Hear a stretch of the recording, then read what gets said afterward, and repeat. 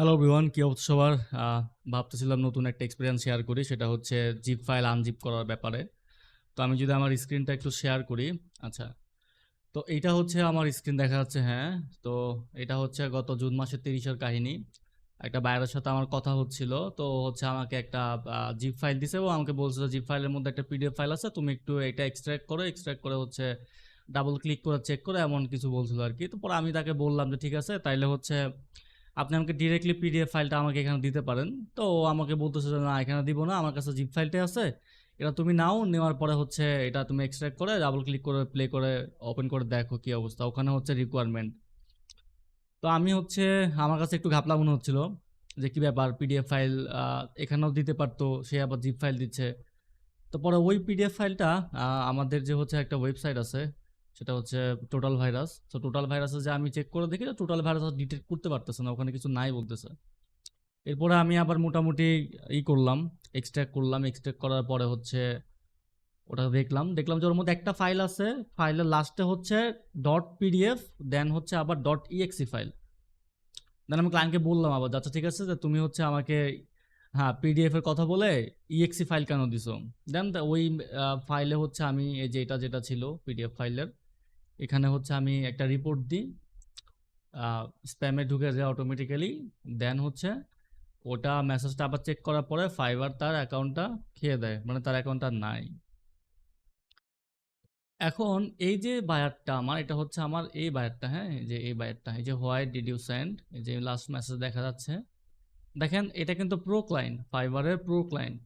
তা আমরা জানি প্রো ক্লায়েন্টগুলো হচ্ছে অনেক বড় বড় ক্লায়েন্ট হয়, বিজনেস ক্লায়েন্ট হয়, অনেক ভালো ভালো বড় বড় প্রজেক্ট দেয়। সো প্রো ক্লায়েন্ট হোক যাই হোক না কেন, আসলে স্প্যাম সবাই করতে পারে। তো আমরা যখনই কোনো ফাইল থেকে আনজিপ করব, আনজিপ করার পরে আমরা একটু ট্রাই করব, ওখান থেকে আমরা এখানে প্রপার্টিসে যাব, একটু প্রপার্টিসে গিয়ে আমরা একটু দেখার ট্রাই করবো যে ফাইল টাইপটা কি আছে আসলে। এটা তো পিএনজি, তাই তো? ফাইল টাইপটা কি আছে একটু দেখবো আমরা। যেমন এটা পিএনজি ফাইল, এমনিতে পিএনজি ফাইল, বাট আমি প্রপার্টিসে গেলাম, দেখতে পাচ্ছি এটা পিএনজি ফাইল।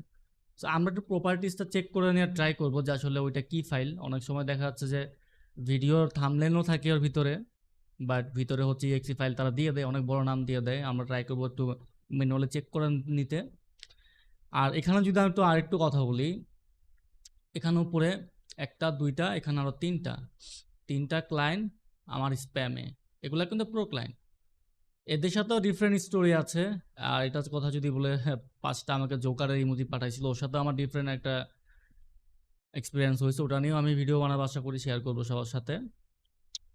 তো এই আর কি। তো মোটামুটি আমরা ফিউচারে যখনই হচ্ছে ক্লায়েন্ট, সেটা ফাইবার হোক বাইরে হোক যেখানে হোক না কেন, আমাদেরকে যখন পিডিএফ ফাইল দিবে আমরা একটু ট্রাই করব হচ্ছে একটু ম্যানুয়ালি চেক করে নিতে। কারণ অনেক সময় দেখা যাচ্ছে যে পিডিএফ ফাইলের ভিতরে তারা আমাদেরকে ইএক্সি ফাইল দিয়ে দেয়, যে হচ্ছে ধরেন আমি এখন অনেক ব্যস্ত আছি, সো অনেক রাশের মধ্যে আছে, আমরা তো ম্যাক্সিমাম টাইমে কি হয়, আমি যদি বলে দেখা যাচ্ছে একটা ভিডিও প্লে করবো, একটা ইমেজ প্লে করবো, আমি তো জানি ইমেজ আছে বা একটা ভিডিও, তো আমরা ডাবল ক্লিক করে প্লে করে দিই। তো এই ক্ষেত্রে দেখা যাচ্ছে যে আমরা অনেক রাশের মধ্যে থাকলে হুট করে যদি ডাবল ক্লিক করে যদি আমরা পারমিশনটা দিয়ে দিই, তাহলে দেখা যাচ্ছে আমাদের ঝামেলা হতে পারে, ম্যালওয়্যার অ্যাটাক খাওয়ার একটা 100% পসিবিলিটি থাকে।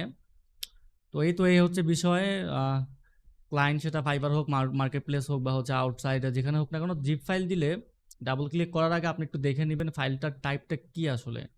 তো এগুলো যদি একটু ম্যানুয়াল চেক করে নিই আমরা, তাইলে মোটামুটি আমার মনে হয় যে আমরা একটু সেভে থাকতে পারবো আর কি। এই আর কি বিষয়। Thank you.